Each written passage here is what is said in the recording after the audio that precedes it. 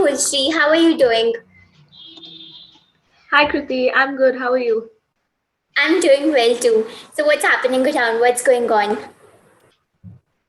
It's just a pretty good day at my place and just working on my business right now, and also I'm preparing for my exam. So pretty much busy day. Okay, so let me give a brief introduction about you.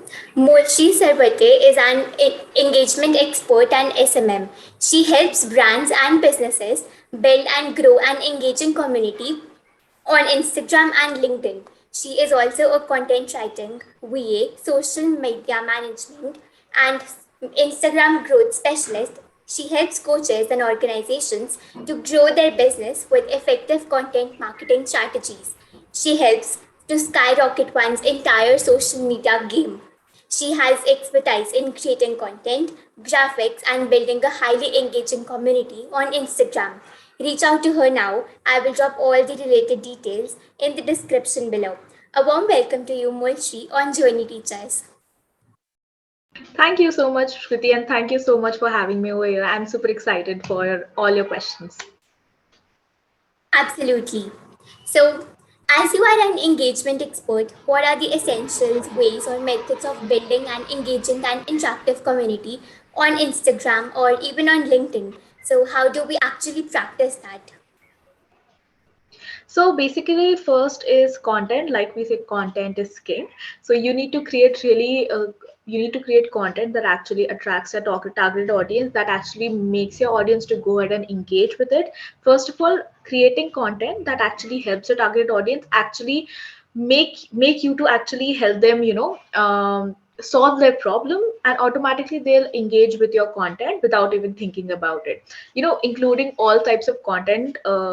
Maybe it's relatable, then niche related content that is solving your target audience problem, or giving some tips on a certain problem that they are facing, or solving their smallest or their immediate problem. Actually helps to build an engaging community. As they trust you, they'll go ahead and engage with your content. Right. So, developing trust is very important for your audience to actually engage with you. Absolutely. Absolutely. Yeah. Okay, so what are the roles and responsibility that a content writing VA generally has and the ongoing industry rates accordingly? So basically, a content writing VA offers a lot of things, including website management, writing blogs, articles, writing content for the social media, basically captions, and you can also say maintaining the website that a company is running, coming up with content ideas, writing email. These all are the services that a content writing VA provides. Wherein, if you ask me, I just provide as a content writing VA, I just provide blog writing and article writing as a content writing VA. Sure. And what are the rates accordingly to the services? It depends. Basically, the rate starts from, if you ask for blog writing and article writing, first we'll go to blog writing and article writing. So basically, the rates start from 1 rupees per word. But eventually, when you gain the experience of SEO optimization, that is search engine optimization, then you can raise the rates when you gain the experience. But eventually, people should start from 1 rupees per word. And there are a lot of new freelancers who do not charge, or who do not start charging from 1 rupees per word. So all of y'all, if you're not doing the same, please go ahead and raise your prices. At least start from 1 rupees per word, because I've seen a lot of people in the Facebook groups, they ask for 20 paisa per word, just for writing blogs, and there are like hundreds of comments saying that I'm interested. So please don't undervalue yourself. Be confident and charge your worth, and charge the results that you're providing. So for blog and article writing, it should start from 1 rupees per word. Second is, you can see captions. So caption writing should start from 200 or 300, 200 to 250 rupees. It should start from 200 or 250 rupees per caption, and it can grow eventually. The more experience you gain, the better it is. Then when it comes to email marketing comes with a package. Like, there's a funnel of email marketing, right? Every email is sent with a purpose. So the whole package should be charged accordingly, not individual emails. Like that's the suggestion that I can give. And yeah, that's it. That's absolutely wonderful. It really depends upon your service and the client you are working with, the what kind of experience you come with, and it is totally not fine to work for free, definitely. And it's Absolutely. with that I have heard some examples from you, like what can the average rates be according to each different services. Okay. It's okay to work on a lower when you're starting out. I think it depends on every individual to work on lower rates to actually gain experience. It's fine, but after a certain time when you have that experience, please don't make that mistake to just undercharge yourself. To gain experience, it's fine to charge yourself low, but eventually you should increase, or at least have that price, the market rate in your packages. That is right. Okay. So describe some ways that can actually help businesses to grow by using effective marketing strategies and entirely level up their social media game.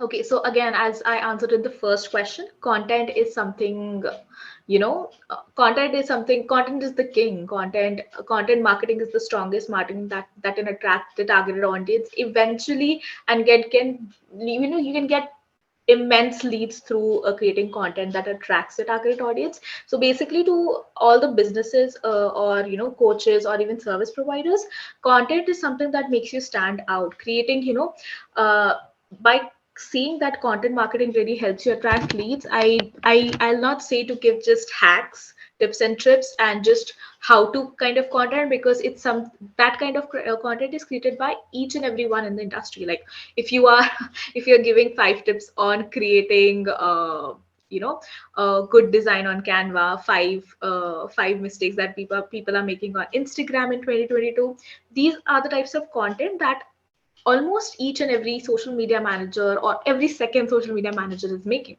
So what makes you stand out is the content that your content speaks for your business. So if you have a strong content attraction strategy that will help you attract more leads, eventually you'll get more and more eyes on your social media.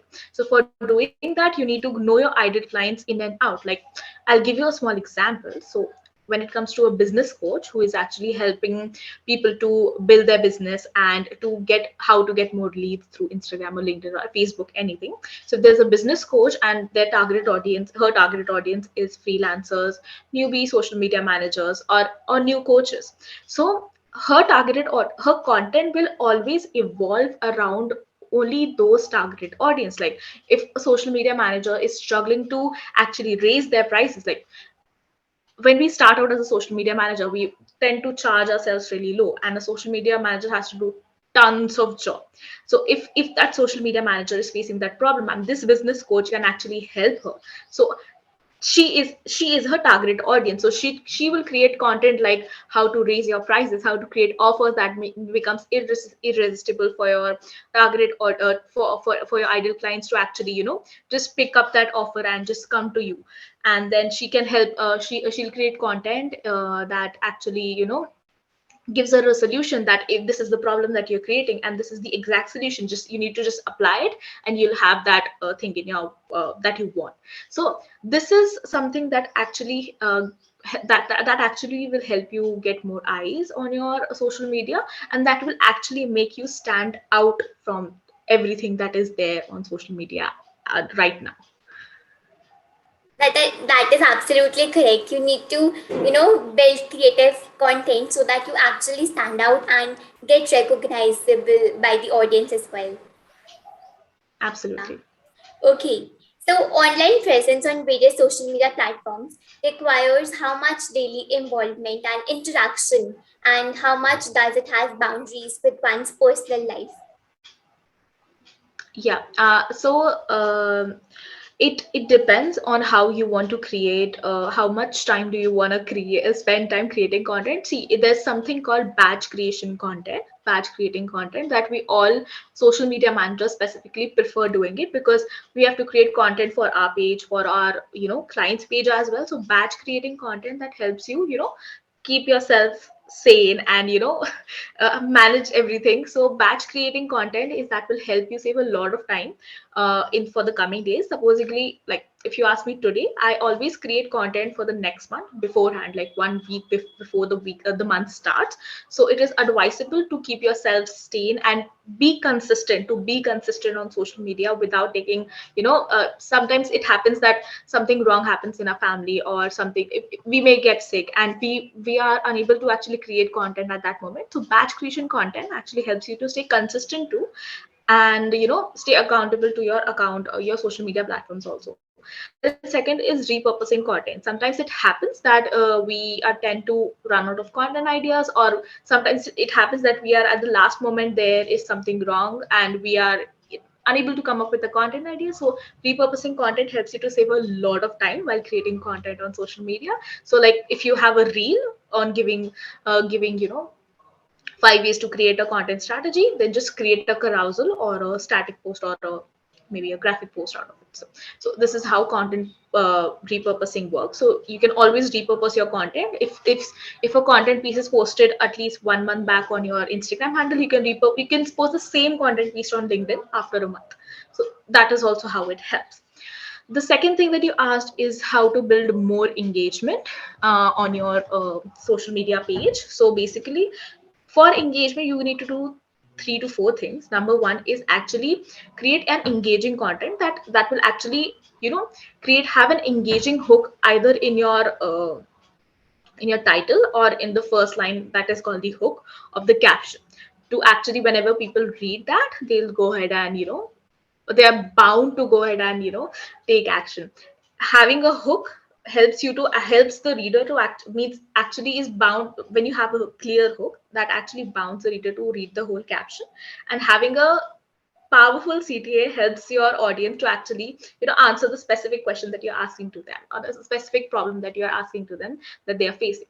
So second thing is actually engaging in your competitor's account. Supposingly you are a mindset coach and your competitors are Ankur and then who are other mindset coaches in our industry? Maybe Jay Shetty. These are your mindset, these are your competitors, big accounts, specifically competitors who have big following and good engagement in their accounts. So you'll just go ahead and search through the chats.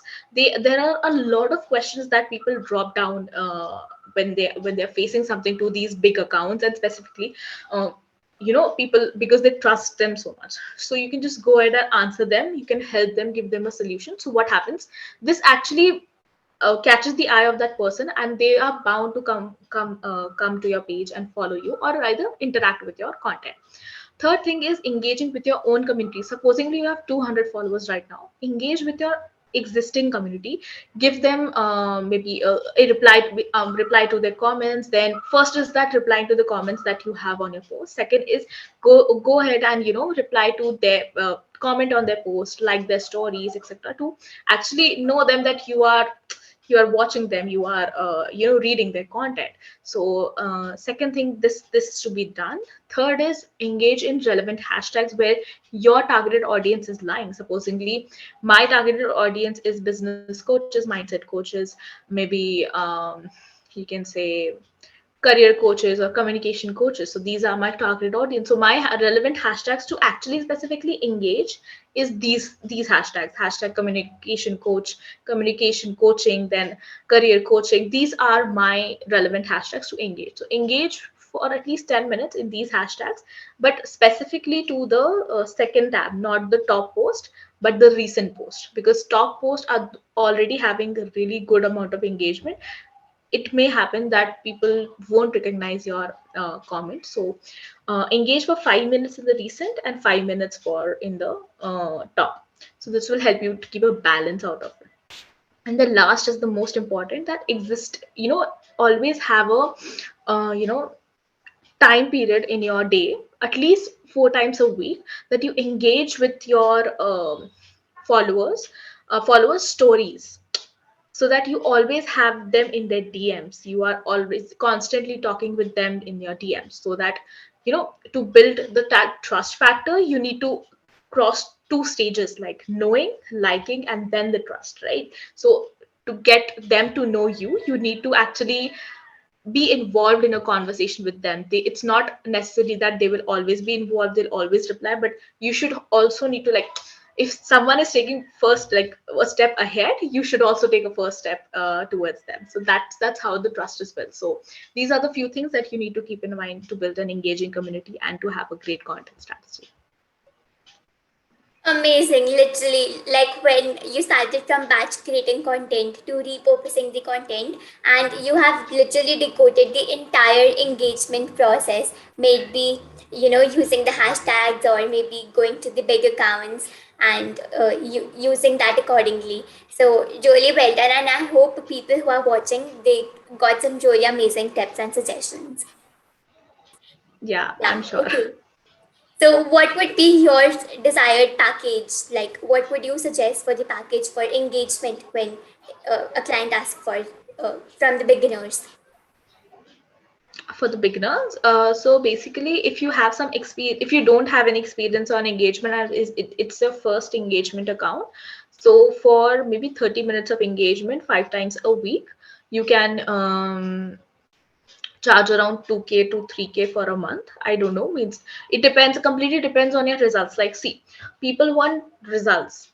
They will trust you when sorry, they see your results, right? So maybe you can start charging from 3k, and you can go up till 5k eventually when you have some experience with that.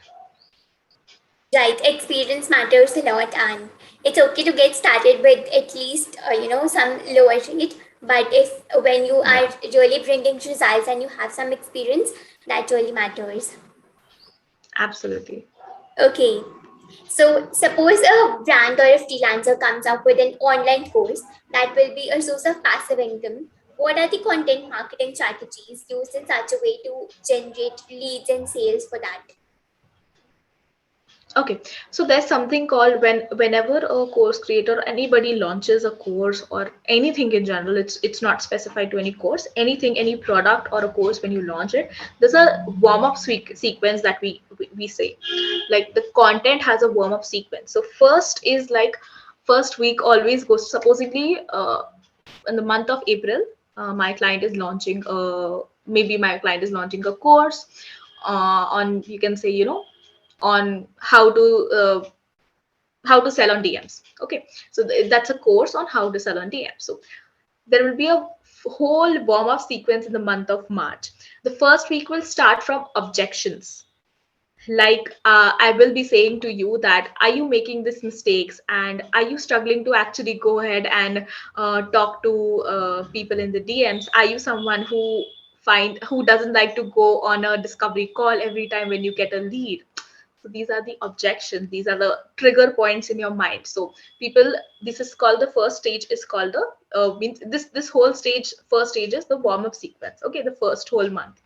First stage is actually pointing out the objections. Second stage is problem aware. You will actually make them aware of the problem that they are facing. That first is, you are not consistent in talking to people in the DMs. You are not actually genuinely building an audience. You're not engaging in your targeted audience, so that they come up in your DMs and ask you some problems, if they are facing.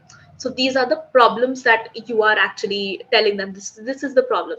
Third week will go for the solutions.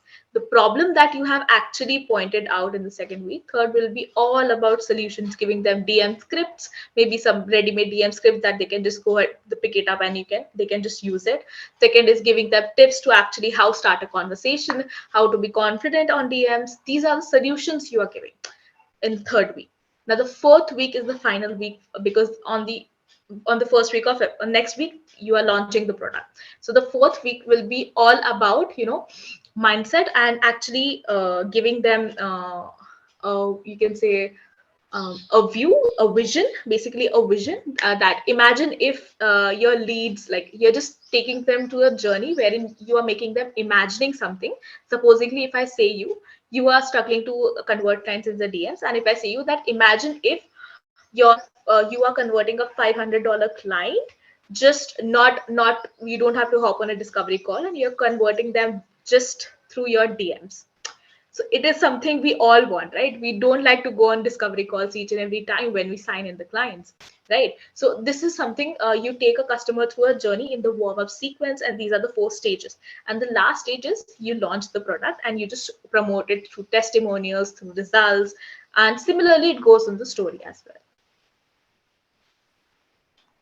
Wow, this actually makes the business and the offer to be launched really successful, because they'll get some really good content and they'll feel motivated as well when we show them, like when we explain them about the vision that we'll be taking it to ahead like this. So it's really wonderful.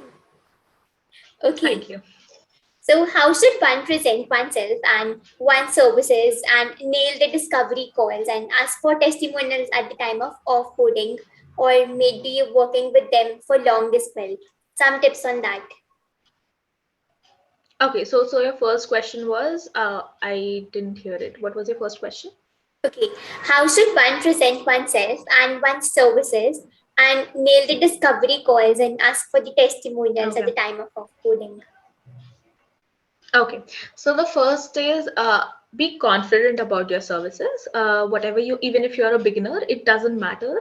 Just be confident about your skills when you're a beginner. You don't know, you don't have any proof to show. Just be confident about your skills, and then go ahead and just have a vision in your head that you know what you're doing and you know what you're providing. So have that vision in your head and just go ahead and take the discovery call, and always, ask questions to the clients.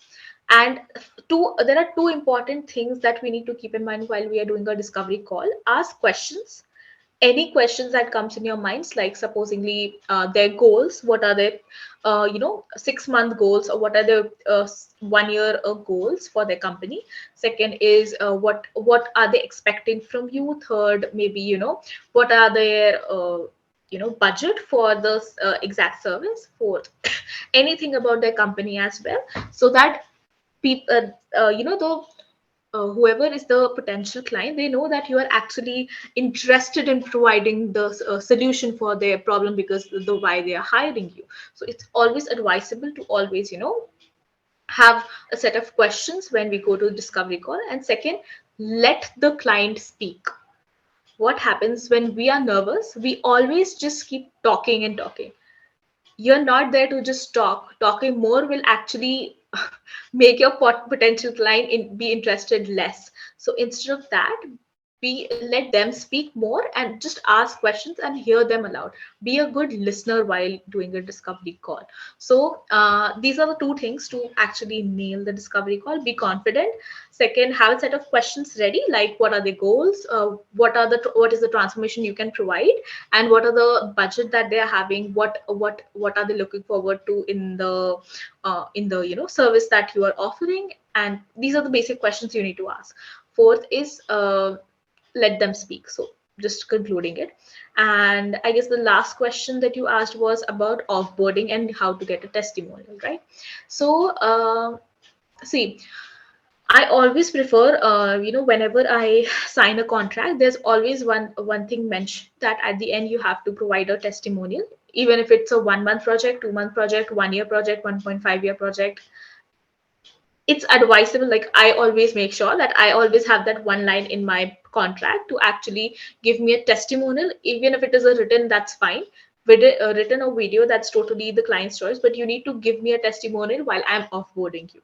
So this is something that you all can also apply, that always have in your contract one thing, please, that have a clause saying that you need to provide a testimonial at the end of the contract, or whenever the contract is ended. So I hope this will help. Yeah, definitely. Asking for testimonial is very, very important. And what about the long-term projects? Should we ask the testimonial at the last, or we can ask in the middle of the project? See, it totally depends. See, I'll share my experience over here. I'm still working for a company who is based in Kenya. It's basically a travel agency for whom I write blogs. So I've written almost 50 plus blogs for their website. So when I asked them to actually provide me a testimonial, because it's a long-term contract we have signed. It's almost 1.5 years that I'm working for them.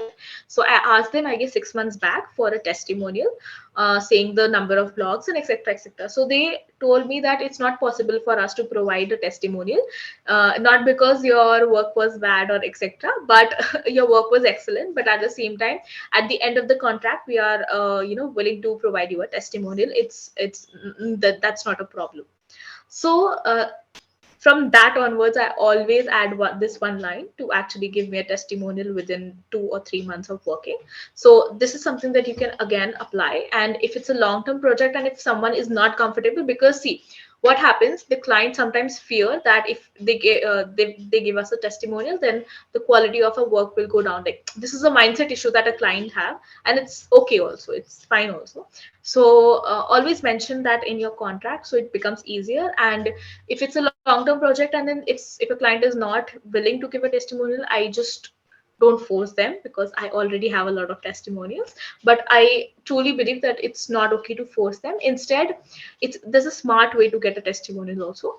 Just ask them a few questions in the DMs, like in the WhatsApp chat or a DM, wherever you have, whenever you talk with them. So have a set of questions, like you can just start by saying, so it's been almost 2-3 months since I'm working for you, so I just wanted to know whether uh, you know uh, were you able to get these results or not, and how were you feeling before you hired me, and how is the pressure in your head, and how is the transformation that you. So these are the smart questions that you can ask to get a small feedback, so that you can use it as a testimonial. And afterwards, you can actually have a professional testimonial from that side. So I always do this if someone is not willing to actually give the testimonial for XYZ reason. So I always make sure to ask them 2-3 questions, and it's a smart way to get a testimonial.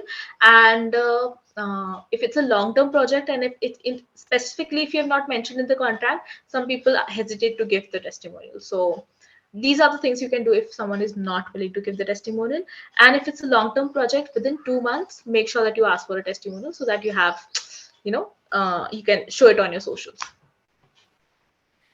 Really wonderful. Like, you have really given such amazing tips to whether or not, if the client is actually not willing to give the testimonial, we can actually use the other way around and ask them general questions and take feedback from them how they are liking to work with us. So that is Yeah. really correct, and it's really important to add the part of testimonial, as you said, in the contract only that you sign. Yeah, absolutely. Right, okay. So when it comes to creating content and graphics, maybe whatever creatives for posts, reels, hashtags, stories, and or even everything, how do we actually go about it? What does the process look like, and what are the resources used? Okay. So first of all, when you start creating content, the first thing, or the first problem, it's not a problem, some people face it, just first thing that comes is, coming up with content ideas. It's a big buzzword that it's really difficult to come up with content idea, whereas it is not. There are a few places where you can find the content ideas. First is big accounts, your competitors big accounts. Supposedly you're a business coach, you're working for a business coach, so just go ahead and uh, scroll through some business pages, business coaches pages, and you will have plenty of content ideas. You can take the inspiration from there. Second is hashtags. I can't stress on it. Hashtags are a gold mine for content ideas. You'll get a variety of content ideas through hashtags. So hashtags are the second thing. Third is YouTube. Vanessa Lau. I guess everybody knows her. Vanessa Lau. Her content is around Instagram, everything about Instagram and all that stuff. She has a what we call academy also, Boss Gram Academy. So her content is all around Instagram. You can from our industry, Tejal Chopra, right? Her content is again about content strategy, Instagram, how to get clients as a freelancer, and all that stuff. So whenever you go on their YouTube channels, and when you go to the comments, there are a lot of people who ask questions there. So that question can be a part of your content and giving them the solution, right? Because those questions are something that maybe many people are facing that. Even I may say that if you go to Tejal's page, if you go to Vanessa Lau's page, or even if you go to Saheli's page, Instagram handles, there are a lot of people who ask questions in the comments. People tend to miss it. That is a great way to actually take that question as and put it as a content piece, giving them a solution. So these are the three places I would highly suggest you can get a content ideas. Now, when you are filled with, and also, yeah, fourth is brain dumping method. See, every day, since we are Instagram or content creators, we consume a lot of content, various types of content. We consume a lot of content. So just once in a week, always sit down and just brain dump all the content ideas that you have seen, some of you have liked. Just brain dump on a page, on a Notion page, or even if you want to write. So that's called a brain dumping method, and you can just map out things after that, and you can just think, do that afterwards. But you'll have plenty of content ideas if you do the brain dumping method. Second is content mapping. Content mapping basically helps you to, formulate a content strategy. When you have a, supposedly there are three content pillars of your content strategy, maybe business foundation, content, and mindset. So you talk about these three pillars. So just formulate or map out the content using these three pillars and the content ideas that you have, and create a content sheet out of it. Now after that, start creating captions for it. For each content piece, start creating captions for it, and then accordingly create graphics or whatever reels you want to shoot, and start with that. So this is how you have your whole content for your social media at place for a month, and you're just done and dusted with that. See, it's a buzzword to say that creating a whole month's content is way too difficult. Batch creating content is way too difficult. It is not. It is just people overwhelm themselves by saying, oh my god, we have to create 1 month of content. It's nothing. See, since I have a hang of it to create content for my clients, it's okay. But once you sit down and create, maybe you can create content for 1 month in less than 3 days or 4 days. It's not that difficult. It's just the dedication and focus that you need to have towards creating that content.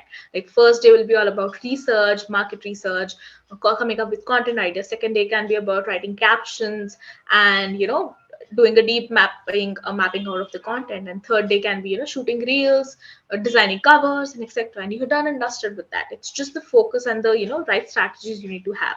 So this is the basic process to create any kind of content for your social media. I'm also learning so much from you, exactly like creating content, batch creating that, and using the way you have told. I think I would never go out of content ideas for now. So that's really good. Yeah, That's okay. awesome. So, what all functions and features do a social media manager takes care of?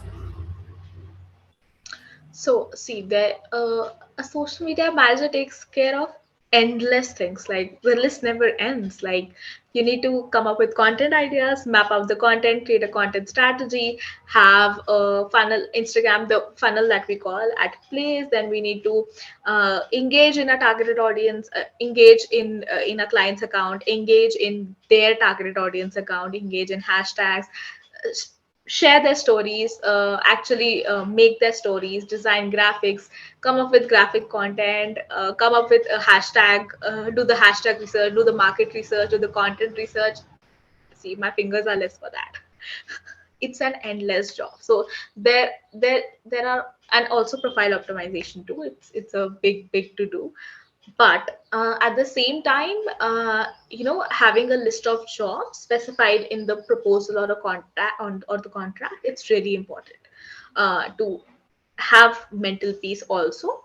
Having said that, it's, I don't find, like, people say that it is a done for you service. Social media management is a done for you service, but I feel it's a done with you service, because as much as a social media manager is involved in your business, you also need to work with that person. Like, if you are a coach, a mindset coach, or a business coach, you need to be equally involved in your business. Every time a social media manager cannot put out stories, with see, I can't shoot videos and post it on my client's account. If someone is a coach specifically, that person has to be involved. So people don't understand that you need to be equally involved. A social media manager can actually help you reach a lot of audience, your target audience, but at the same time, to build trust with your audience, you need to be involved. That person needs to be involved with the manager to actually grow effectively.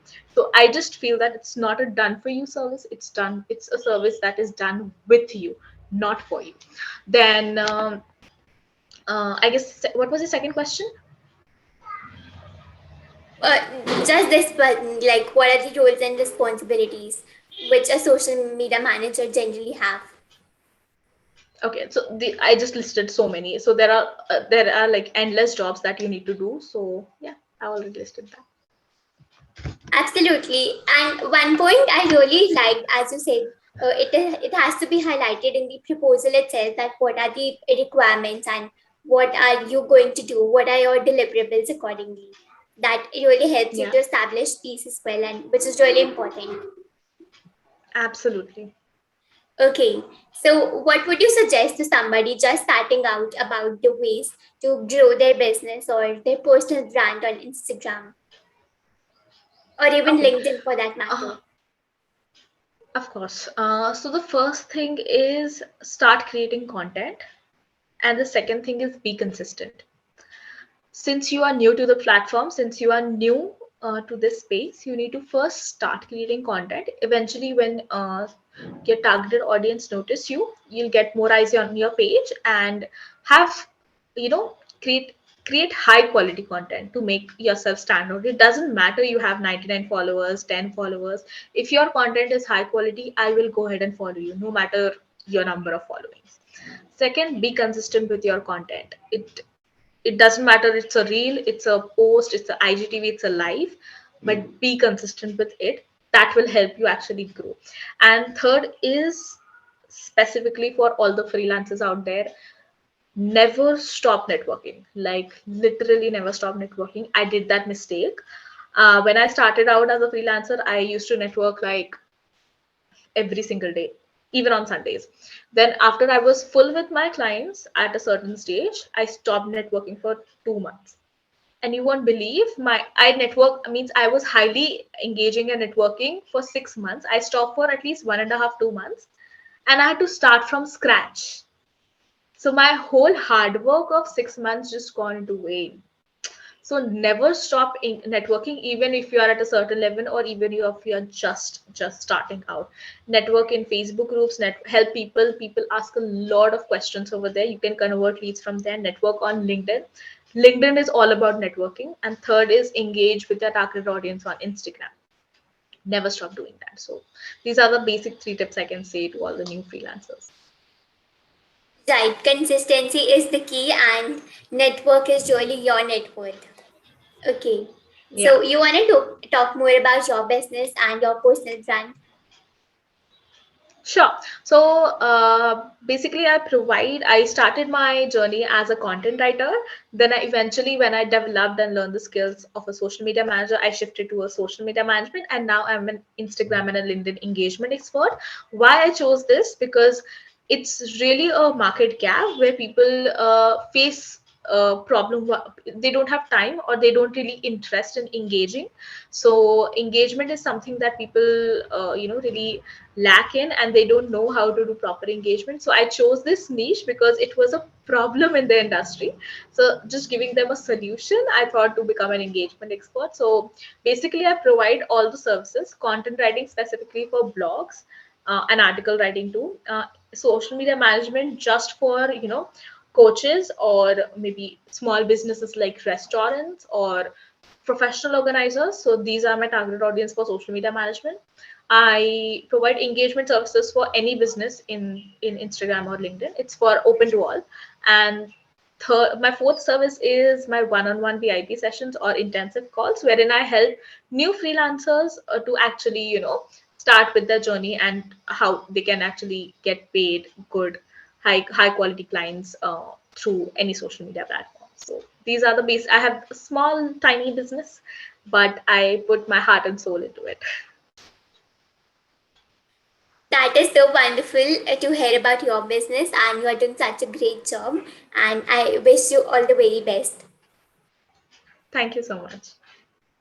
Thank you for coming here. It was wonderful to talk to you. You gave some really amazing insights into social media and how can we level up the business around social media, around content creation.